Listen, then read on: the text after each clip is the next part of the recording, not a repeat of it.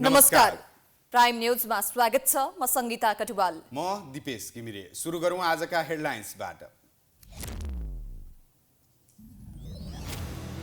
10 दल मिलेर बनेको खिचडी सरकारमा भागबण्डा मिलाउन प्रधानमन्त्री प्रचण्डलाई सकस। विश्वासको मत लिएपछि मन्त्रीमण्डल विस्तार गर्ने गृह कार्य सुरु।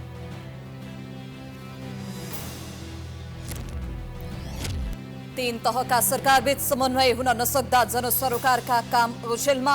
अन्तर प्रदेश परिषदको बैठक नबस्दा संघ र प्रदेशबीच दूरी बढ्दै। 14 वर्षपछि भोलि 100औं निर्वाचन हुँदै विद्यार्थी संगठनहरू शिक्षा क्षेत्र सुधारमा भन्दा राजनीतिमा व्यस्त। कतिपय क्याम्पसमा विद्यार्थी बीचको झडपले मतदान अनिश्चित।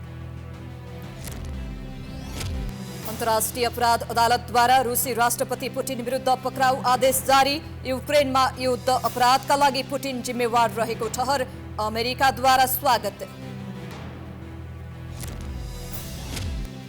र राजधानीमा जारी शहीद स्मारक ए डिभिजन लिग फुटबलमा त्रिभुवन आर्मी क्लबको दोस्रो जित। एनआरटी र पुलिस बीच 1-1 गोलको बराबरी।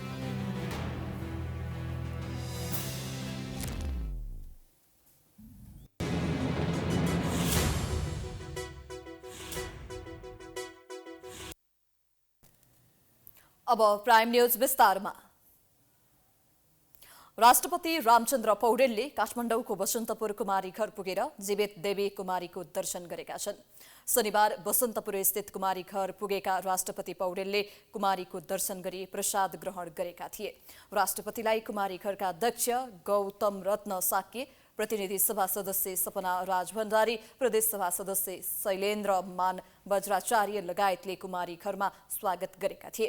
राष्ट्र प्रमुख भएपछि जीवित देवी कुमारीको दर्शन गर्न जाने परम्परा अनुसार राष्ट्रपति पौडेल दर्शन गर्न गएका हुन्।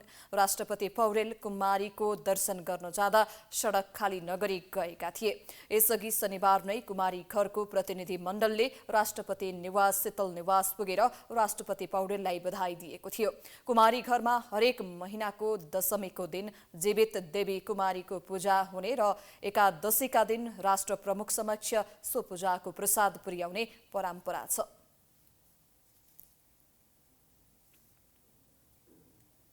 उपराष्ट्रपति निर्वाचन सम्पन्न भएसँगै राजनीतिले एक चरण पार गरेको छ। प्रधानमन्त्रीले विश्वासको मत लिएपछि सरकारलाई पूर्णता दिने तयारीमा रहेको गठबन्धन दलहरू अहिले त्यसकै गृह कार्यमा व्यस्त छन्। तर 10 दलको बीचमा सत्ताको भागबण्डा त्यति सहज भने देखिँदैन। गठबन्धनको सबैभन्दा ठूलो दल नेपाली कांग्रेसमा मन्त्रीका आकांक्षीहरूको संख्या ठूलो छ। पूर्णबहादुर खड्का, विमलेन्द्र निधि, प्रकाशमान सिंह, शेखर कोइराला, शशाङ्क कोइराला लगायत कांग्रेसका ठूला नेताहरू नै मन्त्रीको दौडमा रहेकाले सबैलाई भाग पुर्याउन कठिन छ। कतिपय नेताहरू आफ्नो आकांक्षा बताउन तयार देखिन्छन् भने कतिपय मन्त्री बन्ने आकांक्षा लुकाउँछन्। 6 गतेभन्दा अगाडि सरकारसँग सम्बन्धित कुरामा हामी प्रवेशै गर्दैन। 6 गते विश्वासको मत प्रधानमन्त्री लिनुभन्दा अगाडि यो मन्त्री यहाँ को जान्छ, को मन्त्री हुन्छ, को हुँदैन, कुन पार्टी हुन्छ, को हुँदैन, यो चाहिँ के छ भन्दा अपरिपक्व कुरा हुन्छ। उप प्रधानमन्त्री बनिसकेको मान्छे हो। संविधान जारी गर्दाखेरि उप प्रधानमन्त्री थिएँ। अब त्यसमा अब तपाईँहरूले चाहिँ के कुरा अब हेरौँ, मैले भनिहालेँ नि विधि प्रक्रियामा जान्छ। अब पार्टीले डिसिजन गर्ने कुरा हो नि। नेकपा माओवादी केन्द्रमा पनि सरकारमा जान केही नेताहरूले खुट्टा उचालिसकेका छन्। तर गठबन्धनमा दलहरूको संख्या धेरै भएकाले माओवादीले थप मन्त्रालय पाउने सम्भावना कम देखिन्छ। पहिले 5 दलीय गठबन्धनमा सबैलाई भाग पुर्याउन र सबैको चित्त बुझाउन कठिन देखिएको थियो। तर अहिले दलको संख्या बढेर 10 पुगेको छ। यद्यपि माओवादी मन्त्रीहरूको जिम्मेवारी हेरफेर गर्ने तयारी रहेको बुझिएको छ। नेकपा एकीकृत समाजवादीले 2 मन्त्रालय पाउने सम्भावना रहेको छ। तर पार्टीबाट मन्त्री को बन्ने भन्ने विषयमा विवाद सुरु भइसकेको छ। महासचिव बेदुराम भुषाल र भानुभक्त जोशीलाई मन्त्री बनाउनु पर्ने एक थरीको मत छ भने राजेन्द्र पाण्डे र प्रकाश ज्वाला पनि मन्त्रीको दौडमा छन्। एकीकृत समाजवादीले 3 मन्त्रालय सहित सबैभन्दा प्रभावकारी मन्त्रालयमा आफ्नो दाबी रहेको प्रश्न पारेको छ। राष्ट्रपति कांग्रेसले रोज्यो, प्रधानमन्त्री माओवादीले रोज्यो, उपराष्ट्रपति जसपाले रोज्यो। अबको सरकारमा रोज्ने पालो हाम्रो छ, एकीकृत समाजवादीको छ। त्यसो हुनाले हामी एकीकृत समाजवादीले रोज्जा मन्त्रालय एक नम्बर ठानिएको मन्त्रालय लिन्छौँ। एक नम्बर कुरा अन्तिममा 3वटा मन्त्रालय लिन्छौँ।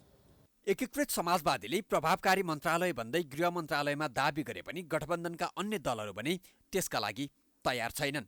मेरो दलबाट 6 जना 7 जना 8 जना 9 जना 10 जना जति साथीहरू जानुहुन्छ। त्यो मन्त्रालय चाहिँ मेरो दलबाट कोले प्राप्त गर्छ भन्ने कुरा मेरो लागि चासोको कुरा। समाजवादीको लागि अब मैले सुनिरहेको छु हामीले 1 नम्बर मन्त्रालय पाउनुपर्छ, उहाँहरूले कुन कुन मन्त्रालय पाउने चासोको कुरा।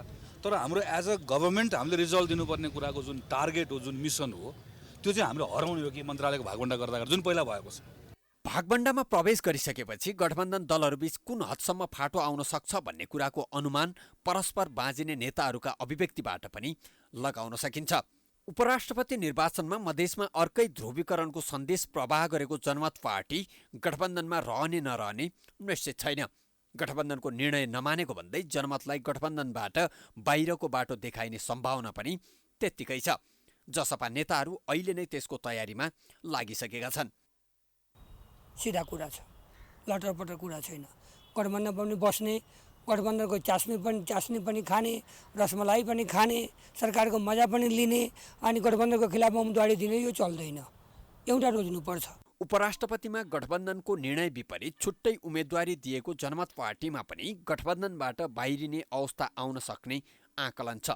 हामी अब त्यस्तो परजीवी हैनौँ कि अब सरकारमै बस्नुपर्छ, सरकारमा रहिरहनुपर्छ भन्ने कुरा छैन।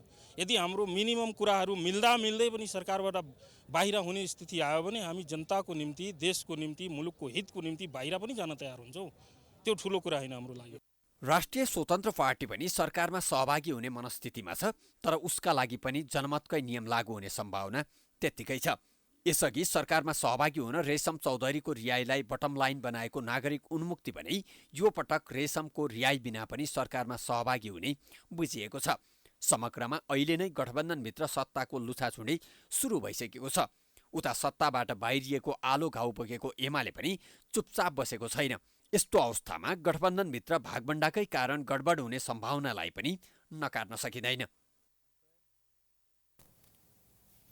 सत्ता साझेदार 10 दलको बैठकमा प्रधानमन्त्री पुष्पकमल दाहाललाई एकमत भएर विश्वासको मत दिने निर्णय गरेको छ।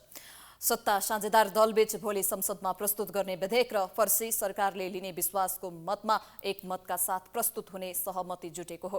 प्रधानमन्त्री दाहालले यही चैत्र 6 गते विश्वासको मत लिँदैछन्।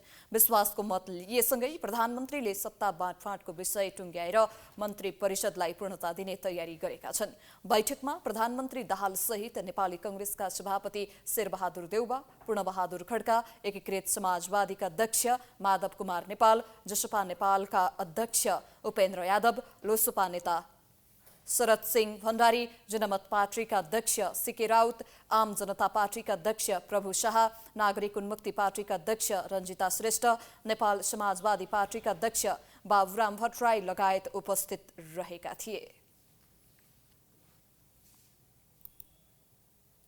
3 तहका सरकारबीच समन्वय हुन नसक्दा कतिपय जनसरोकारका कामले गति लिन सकेको छैन। प्रदेश र स्थानीय तहसँग सङ्घीय सरकारको नेतृत्व गरिरहेका प्रधानमन्त्री पुष्पकमल दाहालले पनि कुनै पनि प्रकारको समन्वय गरेका छैनन्। सङ्घीय व्यवस्थालाई सुचारू गर्ने अन्तर प्रदेश परिषदको बैठक राख्न समेत प्रधानमन्त्री चुकेका छन्। नेपालको संविधानको धारा 234ले सङ्घ, प्रदेश तथा स्थानीय तहको समस्या समाधान गर्न तथा विवाद मिलाउन अन्तर प्रदेश परिषदको व्यवस्था गरेको छ। प्रधानमन्त्री प्रचण्डले प्रदेश परिषदको बैठक नराख्दा कर्मचारी समायोजन समस्या, नेपाल प्रहरीको समायोजन समस्या लगायत सङ्घ र प्रदेशबीच हरेक विषयमा समन्वयको अभाव लगायत समस्याहरू जहाँको तहीँ छन्। प्रदेश परिषदको बैठक नबस्दा कोशी प्रदेश र लुम्बिनी प्रदेशले ऐन बनाए पनि लागू गर्न सकेका छैनन्। तत्कालीन प्रधानमन्त्री केपी शर्मा ओलीले प्रदेश परिषदको बैठक बोलाएका थिए। त्यति बेला 7 प्रदेशका मुख्यमन्त्री काठमाडौँमा भेला भएका बेला नेकपाको आन्तरिक किचलोले बैठक नै नबसी मुख्यमन्त्रीहरू आफ्नो कार्यक्षेत्र फर्किएका थिए। त्यस यता प्रधानमन्त्री बनेका देउवा तथा प्रचण्डले प्रदेश परिषदको बैठक राख्न कुनै चासो दिएका छैनन्। प्रदेश परिषदको बैठक त परै जाओस्, सङ्घीयता कार्यान्वयनका विषयमा सङ्घीय सरकारले सिनको समेत नभाँचेको मुख्यमन्त्रीहरूको आरोप छ। केपीओले खुब आरोप लगाएको थिए। त्यसपछि चाहिँ नि प्रचण्ड शेरबहादुरहरू शासनाधिकारी हुनुभयो। ओरको सिनको पर उहाँहरूले सार्नु भएको छैन। संहिता उहाँको नाम मात्रै हो, भजन जपन मात्रै हो, कार्यान्वयन भएको छैन। राज्य शक्तिको प्रयोग गर्न सङ्घ, प्रदेश र स्थानीय तहबीचको अन्तर सम्बन्धलाई पारस्परिक सहयोगको सिद्धान्तको आधारमा व्यवस्थित गर्न प्रदेश परिषदको व्यवस्था गरिएको हो। प्रधानमन्त्री अध्यक्ष रहने प्रदेश परिषदमा 7 प्रदेशका मुख्यमन्त्री सदस्य हुने व्यवस्था छ। प्रधानमन्त्रीसँग 3 पटक मैले जाहेर गरेँ कि तपाईँ संहिताको पक्षमा हो कि होइन। संहिताको पक्षमा हो भने प्रदेशलाई साझा अधिकारको भन्दा एकल अधिकार कम छन्। ती साझा अधिकारको कानुन बनाइएन। पहिलो काम त्यो बनाउनुहोस्। प्रदेश समन्वय परिषद र प्रदेश समन्वय परिषदको बैठक किन राख्नुहुन्न? 4 वर्ष, 3 वर्ष, 2 वर्ष कति भइसक्यो, किन राख्नुहुन्न? पहिलो काम हो यो। नेपालको संविधान 2072 जारी भएसँगै मुलुक सङ्घीय प्रणालीमा गएको छ। तर संहितालाई कार्यान्वयन गर्न कतिपय व्यवस्थापकीय र कानुनी प्रावधान बाँकी नै रहेका छन्। विकास निर्माणलाई तीव्रता दिन र संहिता कार्यान्वयन गर्न सङ्घीय सरकार गम्भीर हुनुपर्ने आवाज पनि उठेको छ। मुलुक संहितामा गएको 9 वर्ष भइसक्दा पनि संहिता कार्यान्वयन भएन भनेर नेताहरूले गरेको गुनासोलाई पूर्व प्रशासकले भने नाच्न नजान्ने, आँगन टेढोको संज्ञा दिएका छन्। प्रयत्न गर्नु पर्यो, राजनीतिले आँट देखाउनु पर्यो, प्रदर्शन गर्नु पर्यो, इमान देखाउनु पर्यो। अब यहाँ आँट र इमान दुइटै छैन। त्यो चाहिँ नाच्न नजाने आँगन टेढो भने जस्तो हो। आँट पनि नदेखाउने, इमान पनि नहुने हो भने त गाह्रो छ। संविधानमा नै व्यवस्था भएको संहितालाई सशक्त बनाउन सङ्घीय सरकारको अरुचि रहेको भन्दै आलोचना हुने गरेको छ। उता प्रदेशमा भएको भ्रष्टाचार लगायत गलत कामको कारण प्रदेश सरकारको औचित्यमाथि नै प्रश्न जन्मिएको छ, जसका कारण सङ्घीय प्रणालीकै बारेमा प्रश्न उठ्नु चिन्ताको विषय बनेको छ। Political bureau, prime news, Kathmandu.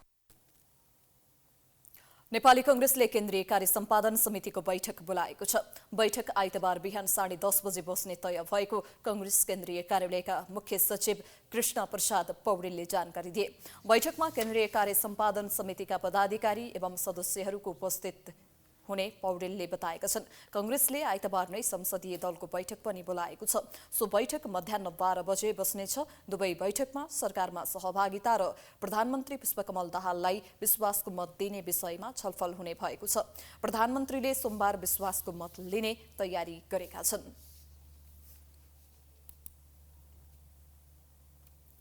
Nepali राजनीतिमा उपेन्द्र यादव चिर परिचित नाम हो। संसदीय निर्वाचनमा 72बाट भारी मतले पराजित यादव प्रतिनिधि सभामा छिर्न अनेकौं उपायको खोजीमा छन्। यसका लागि उनले 12-2बाट प्रत्यक्ष निर्वाचित सांसद राम सहाय प्रसाद यादवलाई उपराष्ट्रपति बनाएर ठाउँ खाली पनि गरिसकेका छन्। पटक पटक सांसद हुँदै उपप्रधान तथा मन्त्री बनेका यादवले फेरि पनि संसद प्रवेश गर्न खोज्नुलाई कतिपयले अर्थपूर्ण रूपमा हेरेका छन्। नेपाली राजनीतिमा पद, पैसा र प्रतिष्ठाका लागि जुनसुकै मूल्य चुकाउन पछि नपर्ने नेताहरू भएका कारण जसरी भए पनि संसद बन्नै पर्ने र संसद बनेपछि मन्त्री बन्नै पर्ने बाध्यताले पनि कतिपय नेताले संसद बन्न अनेकौं उपाय खोज्ने गरेका छन्। यसमध्ये पर्छन् उपेन्द्र यादव। जनता समाजवादी पार्टीका अध्यक्ष यादवले आफू संसद बन्नका लागि 12 क्षेत्र नम्बर 2बाट निर्वाचित सांसद राम सहाय प्रसाद यादवलाई उपराष्ट्रपतिमा व्यवस्थापन गरेर ठाउँ खाली गरेका छन्। 72बाट जनमत पार्टीका अध्यक्ष सीके राउतसँग भारी मतले पराजित यादव संसद छिर्न र उपप्रधान सहित राम्रो मन्त्रालय लिने दाउमा छन्। यसका लागि उनले सत्ता गठबन्धनका नेता कांग्रेस सभापति देउवा र प्रधानमन्त्री प्रचण्डसँग कुरा पनि गरिसकेका छन्। देउवा र प्रचण्डले ग्रिन सिग्नल दिएपछि 12-2बाट निर्वाचित राम सहाय प्रसाद यादवलाई उपराष्ट्रपतिमा व्यवस्थापन गर्दै ठाउँ खाली गराएका हुन्। जसपाका प्रवक्ता मनिष सुमनले आफ्नो पार्टीका अध्यक्ष यादवको अभाव प्रतिनिधि सभामा खड्किएको दावी गर्दै यादव 12-2बाट उम्मेदवार बन्न सक्ने पुष्टि गरे। जसको आन्दोलनले, जसको विचारले आज यो देशमा प्रादेशिक व्यवस्था छ, संहिता पक्षधरको रूपमा सोच्ने हो भने उपेन्द्र यादवजीको अभाव अहिले हाम्रो देशको प्रतिनिधि सभामा धेरै खड्किरहेको छ। धेरैजना यस्तै शुभेच्छुक छन् जसको शुभेच्छा छ उपेन्द्र यादवजी प्रतिनिधि सभामा भइदिए हुन्थ्यो। उपेन्द्र यादवजीको अनुपस्थितिमा संहिता विरोधीहरूको आवाज अलि बढी टर्काएर भयो कि साँच्चै पनि यो हाम्रो लागि एउटा अवसर हो। हामीले पार्टीकै केन्द्रीय अध्यक्षलाई 12-2 को प्रतिनिधि सभा मार्फत हामीले त्यहाँ सदस्य निर्वाचित गरेर प्रतिनिधि सभाको त्यो अभाव पूरा गर्न सक्छौँ। नेपाली राजनीतिमा पद पैसा र प्रतिष्ठाका लागि नेताहरूले जुनसुकै मूल्य चुकाउन पछि नपर्ने राजनीतिका जानकारको बुझाइ छ। यादवलाई 5 वर्ष संसद प्रवेश गर्ने जनादेश नभए पनि उनले जनादेशको अपमान गर्दै जस्केलाबाट संसद छिर्ने प्रयास गरिरहनुलाई अनुचित भएको मधेस आन्दोलनमा विद्यावारिधि गरेका डाक्टर विजय प्रकाश मिश्रको भनाइ छ। किन रामशाह यादवलाई मात्रै ल्याइयो भन्दाखेरि उनको ठाउँ खाली गरेर उपेन्द्र यादवलाई त्यहाँ जिताउनको लागि ल्याइएको हो। मन्त्री भन्यो भने सान पो हुन्छ भन्ने एउटा छ क्या। सङ्गठन सानो होइन, मन्त्री बन्नु नै सानो हो भनेपछि सबै सङ्गठनकर्ता नेताहरूको उद्देश्य के भन्थे, जनताको सेवा भन्दा पनि कसरी मन्त्री बन्न सकिन्छ र नेम फेम हुन्छ, अलिपलि पैसा पनि हुन्छ भन्ने दृष्टिकोणमा लागेका मान्छेहरू, त्यो देखेका मान्छेहरू मधेस केन्द्रित दलहरूले, त्यसैले गर्दाखेरि मधेस केन्द्रित दलहरू सत्ताको लागि आए अथवा सरकारमा आउनको लागि उनीहरू राजनीति गरे, तर जनताको पक्षमा मधेसका नागरिकहरूको पक्षमा उनीहरूले उल्लेखनीय काम अहिलेसम्म केही गरेन। गत मङ्सिर 4 गते सम्पन्न संसदीय निर्वाचनमा 72बाट जनमत पार्टीका अध्यक्ष सीके राउतसँग 18,063 मतान्तरको फरकमा यादव पराजित भएका थिए। विगतमा कहिले सुनसरी कहिले मोरङबाट चुनाव लड्ने यादवले आफ्नो क्षेत्रमा भौतिक विकासका काममा भने खासै ध्यान नदिएको भन्दै आलोचना हुने गरेको छ। मुलुकमा संघीयता ल्याउन उनले खेलेको भूमिकालाई महत्त्वका साथ हेर्ने गरिएको छ। तर सत्ता प्राप्तिका लागि जनादेश अनुसार 5 वर्षसम्म कुर्न नसक्नु उनको कमजोरी भएको कतिपयको बुझाइ छ। जसरी भए पनि संसद प्रवेश गर्ने तयारीमा रहेका यादवले 12-2बाट उठे भने पनि जित निकाल्न भने कुनै ग्यारेन्टी छैन। 12 क्षेत्र नम्बर 2 का प्रतिनिधि सभा सदस्य रामशाह यादव मुलुकको उपराष्ट्रपति पदमा निर्वाचित भएपछि जिल्लावासीमा खुसियाली छाएको छ। यादव उपराष्ट्रपति पदमा निर्वाचित भएपछि 12 का स्थानीय तहमा हर्षोल्लास छाएको छ। स्थानीय तहहरूले दीप प्रज्वलन गरी उपराष्ट्रपति यादवलाई शुभकामना दिएका छन्। सामान्य परिवारमा जन्मिएका यादवको पारिवारिक पृष्ठभूमि सामान्य र सरल रहेको छ। यादवको परिवार अहिले पनि गाउँमा खेती किसानी गर्दै आश्रित भएका छन्। घरमा अहिले पनि गाई भैँसी पालेर जीविको चल्दै आएको छ। 12 सिमरुनगढ नगरपालिका 9 बसवरियामा उनी निर्वाचित भएको खबर सञ्चार माध्यममा आए लगत्तै गाउँवासी तथा उनको परिवारजनले खुसियाली साटासाट गरेका थिए। शनिबार गाउँभरि मिठाई बाँडेर खुसियाली साटासाट गरिएको थियो। राजनीतिमा पार्टीप्रति निष्ठा र त्यागको देन स्वरूप नेपालकै उपराष्ट्रपति बनेकोमा खुसीको सीमा छैन छिमेकीहरूमा पनि। आज एक गरिब नेपालीको छोरा अति नै विशिष्टमा विजय हासिल गर्दा लोकतान्त्रिक नेपाल र मधेस प्रदेशकै लागि गौरवको विषय भएको स्थानीयको भनाइ छ। जुन बेलादेखि उहाँ राजनीतिक जीवनमा प्रवेश हुनुभयो, उहाँ एउटा प्रतिनिधि सभा सदस्य हुनुभयो, त्यो बेलामा र अहिलेमा कुनै खासै फरक चाहिँ हेरिएन। र अहिले हाम्रो देश एकदम तपाईको देशमा इमानदारीको खाँचो छ, नेताहरूमा पनि इमानदारीको खाँचो छ। त्यसैले गर्दा हाम्रो देश भ्रष्टाचारमा माने एकदम लुलुप्त छ भन्ने जुन हामी भन्ने गर्छौं, त अहिलेको अवस्थामा रामशाह सर जस्तो व्यक्ति एउटा इमानदारीको पनि प्रतीक हो र एउटा शालीन व्यक्ति पनि हो, सरल स्वभाव पनि उहाँको छ। बाबु प्रसाद रायका कान्छा छोरा रामशाहकी श्रीमती चम्पादेवी कलैयाको बरेवा स्थित गोरु बजार नजिकैको 10 दूर जग्गामा बनेको घरमा बस्दै आएकी थिइन्। श्रीमान मन्त्री बन्दा पनि उनी काठमाडौँ जान मानेकी थिइनन्। श्रीमतीले कलैयामै गाई पाल्दै जीवन गुजारा गर्दै आएकी थिइन्। उपराष्ट्रपति यादवका 2 छोरा र 1 छोरी रहेका छन्। बाबुको 1 कट्ठा घडेरी र 2.5 बिघा खेत श्री सम्पत्ति बाहेक खासै उनले आर्जन गर्न नसकेको उनको परिवारजनको दाबी छ। राजनीतिमा टिक्नकै लागि केही वर्ष अघि कलैयाको जग्गा समेत बेच्नु परेको थियो। 2046 पछि नेपाल सद्भावना पार्टीबाट राजनीतिक यात्रा सुरुवात गरेका यादव 2064 सालमा तत्कालीन मधेसी जनाधिकार फोरमको तर्फबाट संविधान सभा सदस्य बनेका थिए। यादव जसपाको तर्फबाट 12-2 प्रत्यक्षतर्फ प्रतिनिधि सभा सदस्यमा निर्वाचित भएका थिए। प्राइम एचडीका लागि 12बाट श्रीकान्त गुप्ताको रिपोर्ट। राष्ट्रिय प्रजातन्त्र पार्टी राप्रपाले संक्रमणकालीन न्यायसँग सम्बन्धित संशोधित विधेयकप्रति आपत्ति जनाएको छ। सिंहदरबारमा आज बसेको राप्रपा संसदीय दलको बैठकले सत्य निरूपण तथा मेलमिलाप र बेपत्ता पारिएको व्यक्तिको छानबिन सम्बन्धी संशोधन विधेयकमा फरक मत राख्ने निर्णय गरेको पार्टी अध्यक्ष राजेन्द्र लिङदेनले जानकारी दिए। विधेयकमा द्वन्द्वको एक पक्षीयलाई मात्रै सम्बोधन गर्ने प्रयास गरेकाले आफूहरूको विरोध रहेको उनको भनाइ छ। बैठकले संसदीय दलको विधानलाई पारित गरेको छ भने दलको उपनेतामा बुद्धिमान तामाङलाई चयन गरेको लिङदेनले बताए। बैठकले सङ्घ र प्रदेशका सांसदहरूलाई शिक्षित गर्ने कार्यक्रम पनि गरेको थियो। आज राष्ट्रिय प्रजातन्त्र पार्टी संसदीय दलको बैठक सम्पन्न भएको छ र बैठकले संसदीय दलको विधान पारित गर्न बाँकी थियो, त्यो विधान पारित गरेको छ र विधान बमोजिम संसदीय दलको नेताको नाताले उपनेतामा माननीय प्रतिनिधि सभा सदस्य बुद्धिमान तामाङलाई मनोनयन गरेको छु। बैठकमा संसदमा कसरी प्रस्तुत हुने भन्ने विषयमा छलफल भएको लिङदेनको भनाइ छ।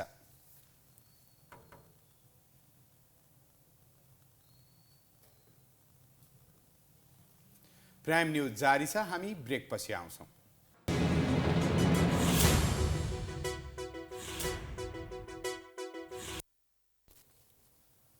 ब्रेकपछि स्वागत छ। अब बाँकी न्यूज।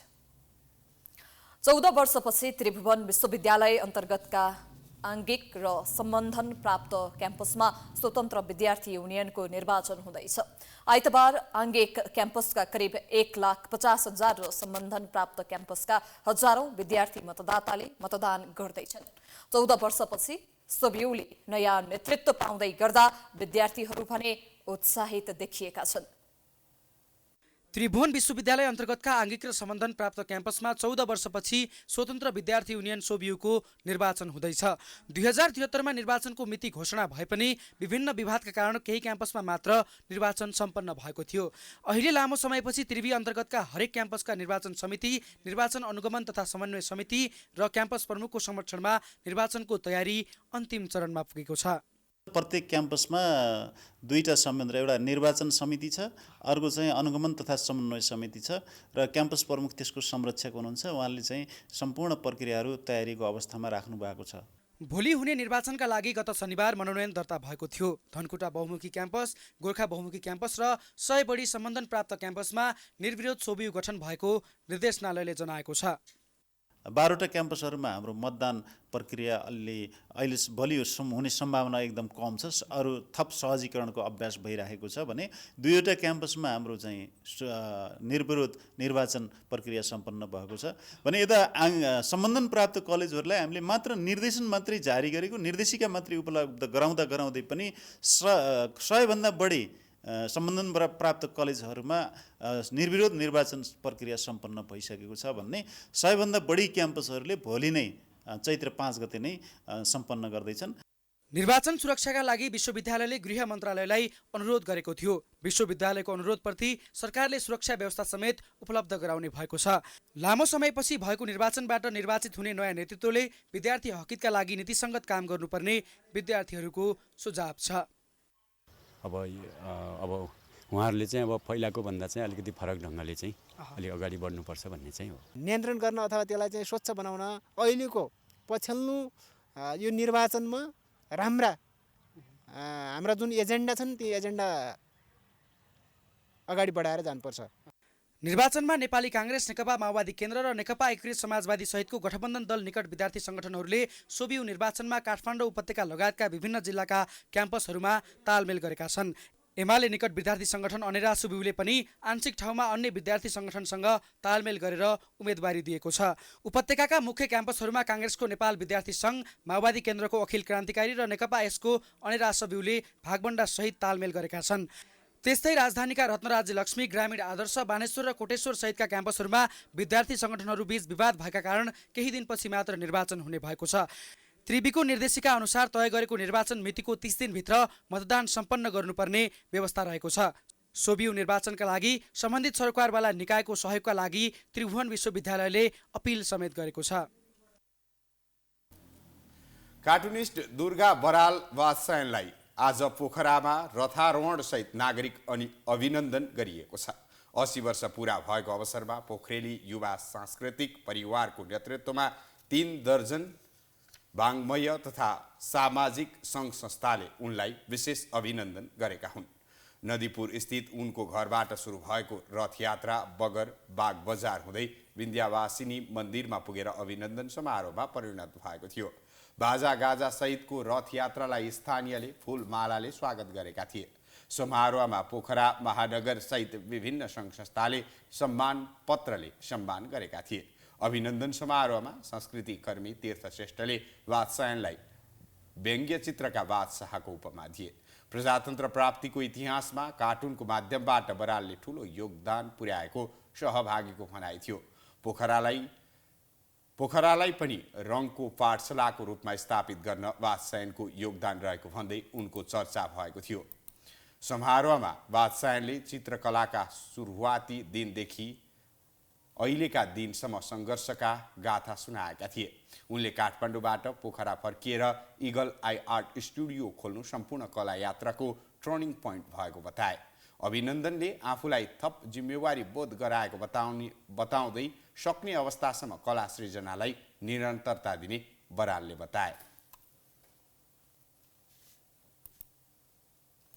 सप्तरीको राजविराजमा केही दिन यता बहुला कुकुरले आतंक मचाएको छ। शुक्रबार मात्र बहुला कुकुरले टोकेर राजविराजमा 1 दर्जन भन्दा बढी घाइते भएका छन्। घाइते हुनेहरूमा अधिकांश बालबालिका छन्। बिहान 6 बजेदेखि नै बहुला कुकुरले आतंक मचाउन सुरु गरेको स्थानीयको भनाइ छ। बिरामीहरूको स्थानीय गजेन्द्र नारायण सिंह अस्पतालको आकस्मिक कक्षमा उपचार भइरहेको छ। बिहानदेखि बेलुकासम्म बहुला कुकुरले टोकेर घाइते भई उपचार गराउन आउनेको संख्या 13 पुगेको अस्पतालले जनाएको छ। 4-5वटा बहुला कुकुरले बिहानैदेखि सप्तरीको जनआन्दोलन चोक, गजेन्द्र चोक, सिराहा रोड र हटिया बजारमा आतंक मचाएको स्थानीयले बताएका छन्। बहुला कुकुर अत्यन्त व्यस्त बजार मानिएको हटियामा प्रवेश गरी आतंक मचाउन थालेपछि किनमेलका लागि पुगेका सर्वसाधारणहरू भागाभाग गरेका थिए। घाइते सबैलाई एन्टी रेबिज भ्याक्सिन लगाउनुका साथै आवश्यक उपचार गरिएको अस्पतालले जनाएको छ। बहुला कुकुरको आतंकपछि स्थानीयले अविलम्ब नियन्त्रणका लागि पहल गर्न नगरपालिका र स्थानीय प्रशासनसँग माग गरेका छन्।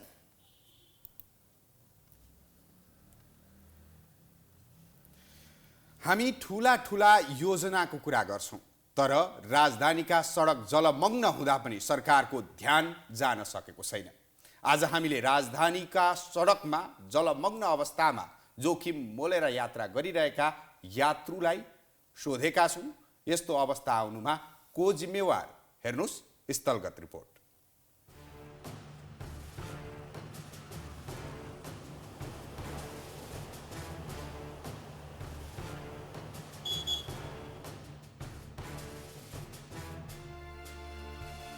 काठमाडौँको केन्द्रबिन्दु माइतीघरको छेउमै रहेको थापाथलीको अवस्था पनि उस्तै छ। दृश्यमा देख्न सक्नुहुन्छ यो बस बिस्नौरी हो, तर यहाँ पानी जम्मा भएर बस त्यहाँ छेउमा जानुपर्ने अवस्था छ, जसको कारणले ट्राफिक जाम हुने सम्भावना अत्यन्त बढ्ने गर्छ। प्राविधिक जीवहरू, मन्त्रीज्यूहरू, सरकारवाला निकायका पदाधिकारीज्यूहरू के सडकमा जम्मा भएको पानी व्यवस्थापन गर्न नसकिने नै हो त? कहिलेसम्म सडकमा पानी जम्मा भएर आम नागरिकले शास्ति खेप्नुपर्ने हो?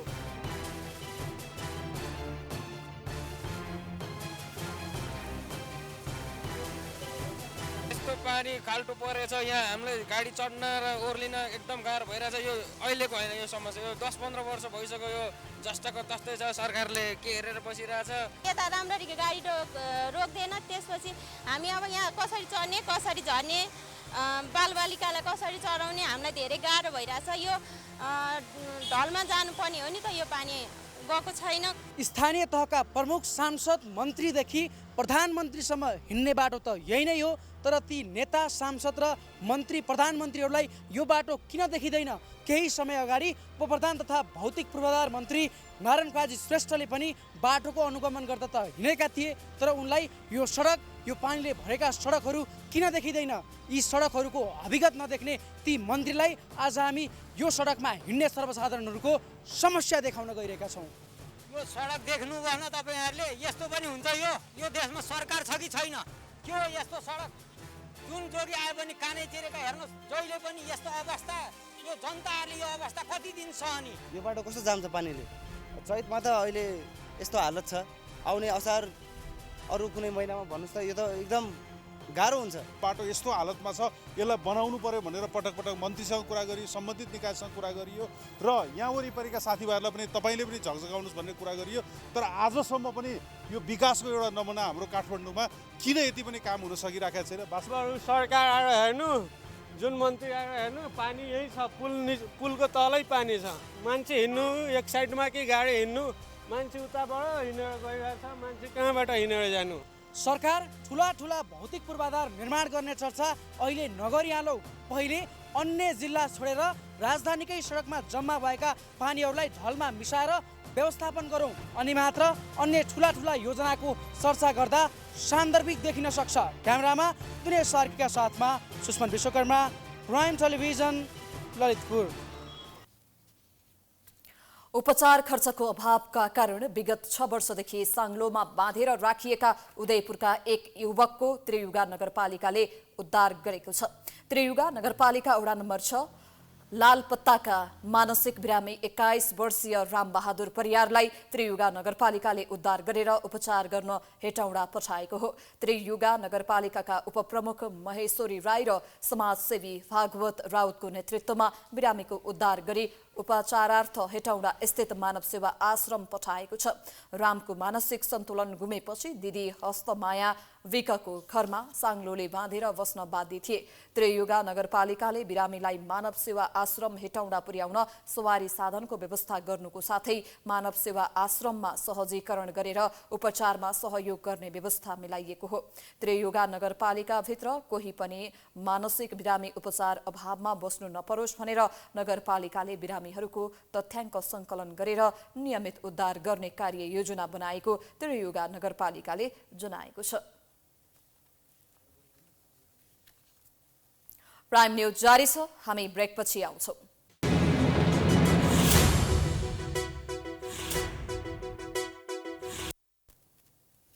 ब्रेकपछि स्वागत छ। अब बिजनेस न्यूज।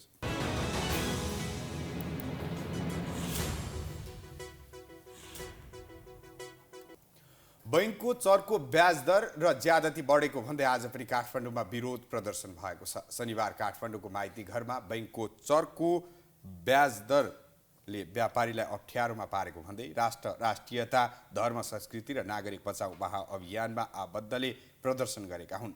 विरोध कार्यक्रमलाई सम्बोधन गर्दै व्यापारीहरूले सरकारले आफूहरूको माग सम्बोधन नगरे 20 गतेदेखि हरेक पसलमा सटर लगाउने र बैंक बन्द गर्ने चेतावनी दिएका छन्।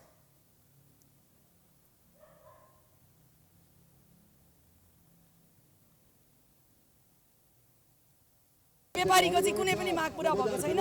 अब चेम्बर अफ कमर्स र यो उद्योगपतिहरू जसको माफियाहरूको 55 जनाको ब्याङ्क छ, उहाँहरूले मात्रै यो चाहिँ गएर वार्तामा गएर त हुँदैन। हाम्रो त 41वटा महासङ्घहरू छ, 41वटा महासङ्घ हामीलाई उहाँहरूले वार्तामा बोलाउनु नै भएको छैन।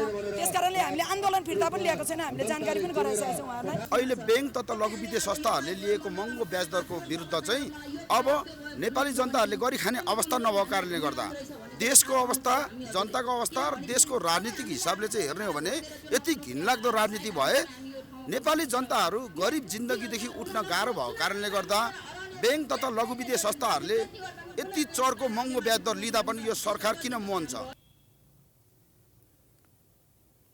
राष्ट्र ब्याङ्कमा चलमान 86 अर्ब पैसा रहेकोमा 32 अर्ब पैसा हराएको व्यापारीहरूको आरोप छ। त्यसैले देशको अर्थतन्त्र र व्यापारी अप्ठ्यारोमा परेको उनीहरूको जिकिर छ।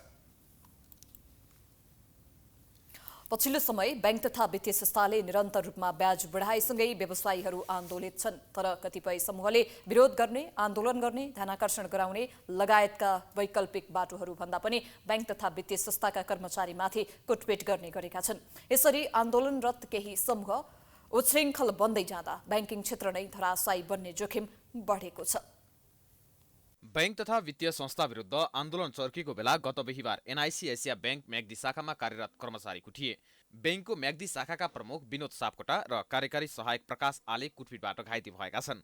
बारीबेनीमा रहेको सोनिसा किराना पसलकी सञ्चालक सुधा मल्ल र उनका श्रीमान कृष्णबहादुर मल्ललाई कर्जा र ब्याज बुझाउन अनुरोध गर्न गएका कर्मचारीमाथि आक्रमण भएको थियो। त्यसै गत फागुन 16 गते जाजरकोटको भेरी नगरपालिकामा एनआइसी एसिया लघुवित्तका कर्मचारीमाथि 2 जना अज्ञात व्यक्तिले कालो मुसो दल्दै रकम लुटे। 16 फागुनमा जाजरकोटको भेरी नगरपालिकामा मासिक किस्ता उठाउन गएका लघुवित्तका कर्मचारीमाथि 2 व्यक्तिले कालो मुसो दलेर साथमा रहेको किस्ता असुल नगद सहितको झोला खोसेर भागेका थिए। त्यस्तै केही समय अगाडि मकवानपुरमा रहेको कुमारी बैंकको शाखा कार्यालयमा तोडफोड भएको थियो। इलाममा पनि लघुवित्तका कर्मचारीमाथि कुटपिट भएको थियो। यी मात्र होइन, पछिल्लो केही समय बैंक तथा वित्तीय संस्था विरुद्ध संगठित आक्रमण भइरहेको छ। बैंक तथा वित्तीय संस्थामाथि आक्रमण हुन थालेपछि गृह मन्त्रालयले फागुन 19 गते 77 वटै जिल्लाका सिडिओहरूलाई परिपत्र गर्दै बैंक तथा वित्तीय संस्थाहरूको सुरक्षा व्यवस्था मिलाउन निर्देशन दिएको थियो। गृहले बैंक तथा वित्तीय संस्थाका कर्मचारीको सुरक्षामा विशेष ध्यान दिन भने पनि कुटिने क्रम भने रोकिएको छैन।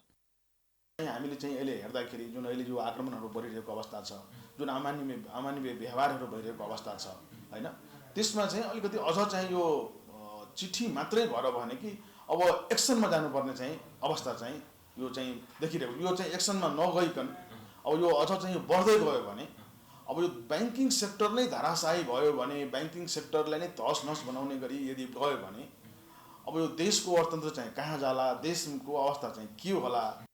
यसरी बैंक तथा वित्तीय संस्थाका कर्मचारीमाथि आक्रमणका घटना बढेको भन्दै बैंक सञ्चालकहरूले चिन्ता व्यक्त गर्न थालेका छन्। यस्ता घटना निरन्तर बढ्दै गएपछि डेभलपमेन्ट बैंकर्स एसोसिएसन, नेपाल वित्तीय संस्था संघ, नेपाल लघुवित्त बैंकर्स संघले खुलेर विरोध गर्न थालेका छन्। उनीहरूले विज्ञप्ति पनि जारी गर्दै निन्दा गरेका छन्। लघुवित्त बैंकर्स संघका महासचिव रामबहादुर यादवले यस्ता घटना बढ्दै गए कुनै पनि वित्तीय संस्था जुनसुकै बेला बन्द गर्नुपर्ने अवस्था आउन सक्ने बताउँछन्। यही अवस्था कन्टिन्यू रहँदै गयो र यो चाहिँ आक्रमण चाहिँ दिन प्रतिदिन चाहिँ बढ्दै गयो र यो अराजक गतिविधिहरू बढ्दै गयो भने यो ब्याङ्किङ सेक्टर, यो बैंक वित्तीय संस्थाहरूले यो आफ्नो जुन सेवाहरू छ यो भोलि गएर चाहिँ गाह्रो हुन सक्ने सम्भावना हुन सक्छ। किनभने अब ज्यानको जोखिम राखेर कसैले पनि काम गर्न सक्ने अवस्था आउँदैन। सुरक्षा निकायले बैंकिङ क्षेत्रका कर्मचारीहरूको सुरक्षा विशेष चासोका साथ हेरे पनि आक्रमणका घटना रोकिनुको सट्टा बढ्दै गएका छन्।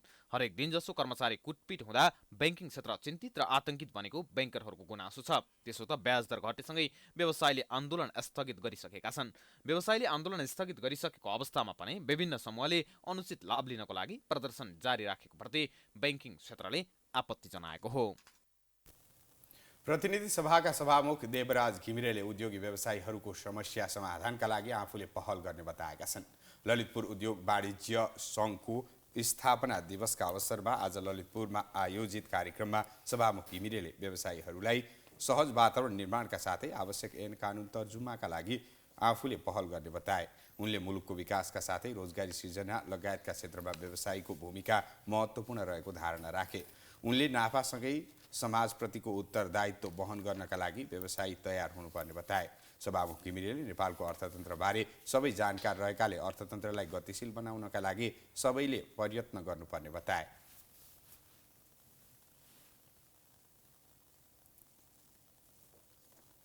नेपालको अर्थतन्त्रको ब्याज दरका कारणले समस्या परेको बारे हामी सबै जानकार नै छौँ।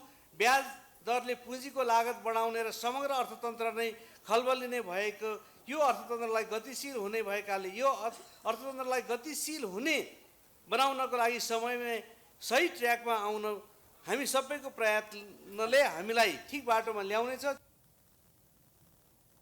कार्यक्रममा ललितपुर उद्योग वाणिज्य सङ्घले समाजमा योगदान पुर्याएका विभिन्न व्यक्तिलाई सम्मान पनि गरेको छ।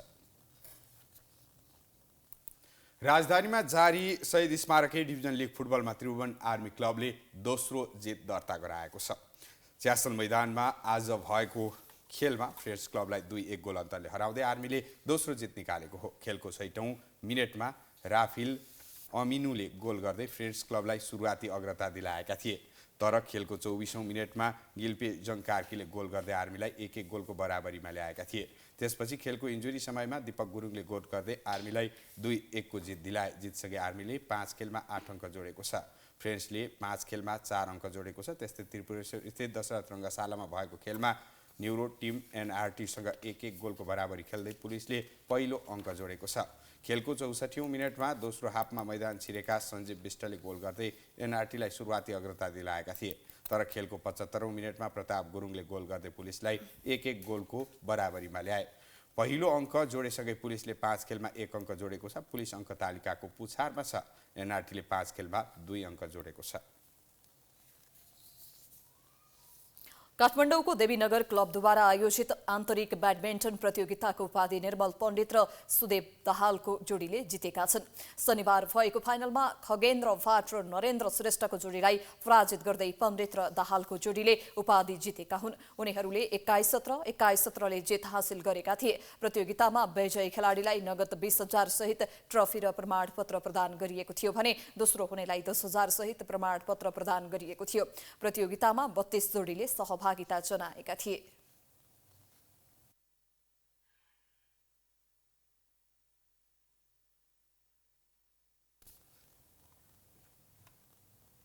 हामी प्राइम न्यूजको अन्त्यमा आइपुगेका छौं। जाँदा जाँदै हेडलाइन्स पुनः एकपटक। 10 दल मिलेर बनेको खिचडी सरकारमा फागबण्डा मिलाउन प्रधानमन्त्री प्रचण्डलाई सकस। विश्वासको मत लिएपछि मन्त्रीमण्डल विस्तार गर्ने गृह कार्य सुरु।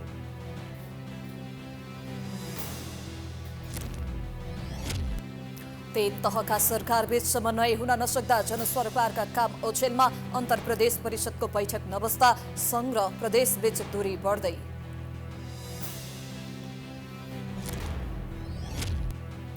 चौध वर्षपछि भोलि सौर्य निर्वाचन हुँदै विद्यार्थी संगठनहरू शिक्षा क्षेत्र सुधारमा भन्दा राजनीतिमा व्यस्त। कतिपय क्याम्पसमा विद्यार्थी बीचको झडपले मतदान अनिश्चित। अन्तर्राष्ट्रिय अपराध अदालतद्वारा रुसी राष्ट्रपति पुटिन विरुद्ध पक्राउ आदेश जारी। युक्रेनमा युद्ध अपराधका लागि पुटिन जिम्मेवार रहेको ठहर अमेरिकाद्वारा स्वागत।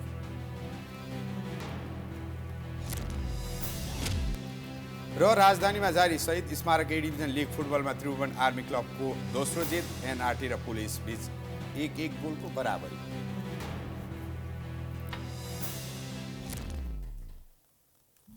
प्राइम न्यूज अहिलेलाई सकियो। यसपछिको प्रस्तुति कमला हेर्न सक्नुहुन्छ। हेर्दै गर्नुहोला प्राइम टेलिभिजन। नमस्कार।